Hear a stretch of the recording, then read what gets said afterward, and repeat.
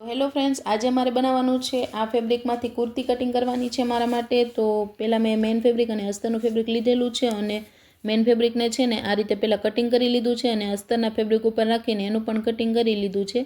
હવે ફેબ્રિક બંનેને છે ને સરખાઈથી આ રીતે ઉપર મૂકવાનું છે અને પછી એને છે ને સરખાઈથી સ્ટોપ સ્ટીચ લગાવી લેવાની છે. ફરતી કોરથી સિલાઈ લગાવતી જવાની છે અને પછી છે ને વચ્ચે એને સરખું પણ કરતું જવાનું છે, કારણ કે એમાં કોઈ કળસલી ના પડે. તો એ રીતે બંને ફેબ્રિકને આ રીતે જોઈન્ટ કરી લેવાના છે અને પછી જે સાઈડમાં વધેલું કાપડ હોય ને એને આ રીતે કટિંગ કરી નાખવાનું છે. અને પછી છે ને મારે આગળના ગળામાં થોડીક પેટર્નવાળું બનાવવાનું હતું, એટલે પહેલાં તો મેં કેનવાસની મદદથી ગળું કટિંગ કરી લીધેલું છે, જેની લંબાઈ પણ 4 ઇંચ છે અને પહોળાઈ પણ 4 ઇંચ છે. તો આ રીતે ગળું કટિંગ કરી લીધું છે અને પછી એને ફેબ્રિક ઉપર રાખીને એક સાઈડથી ફેબ્રિક વાળી લેવાનું છે આ રીતે, અને ગળું બનાવીને ફેબ્રિક ઉપર તૈયાર કરવાનું છે.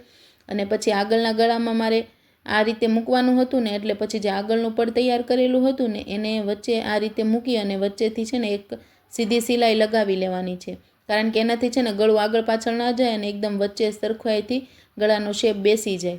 તો આ રીતે પછી ગળાને ફરતી કોર સિલાઈ લગાવી લેવાની છે અને પછી જે વચ્ચેનું જે કાપડ હોય ને એને આ રીતે કટિંગ કરી લેવાનું છે. થોડું કાપડ રાખવાનું છે, કારણ કે જ્યારે પલટાવવાનું હોય ને ત્યારે આ રીતે કાપડ લગાવવાના છે અને પછી છે ને એને ફરતી કોરથી પલટાવી દેવાનું છે. આગળના જે ખૂણાવાળું ગળું બનાવેલું છે ને આપણે, તો એને આ કોઈ પણ આવી રીતે કોઈ વસ્તુની મદદથી છે ને એને ખૂણા કાઢી લેવાના છે અને પછી પાછી ઉપરથી એને એક સરખેથી સિલાઈ લગાવી લેવાની છે. તો એ બંને પડ મેં જોઈન્ટ કરી લીધા છે અને શોલ્ડર જોઈન્ટ થઈ ગયા છે. હવે સ્લીવ્સ જોઈન્ટ કરવાની છે, તો અહીંયા છે ને મેં પફવાળી સ્લીવ્સ બનાવેલી છે. જો આ સ્લીવ્સનો વિડીયો તમારે જોવો હોય ને તો મને કોમેન્ટ કરીને કહેજો, હું એનો વિડીયો પણ શેર કરી દઈશ તમારી સાથે.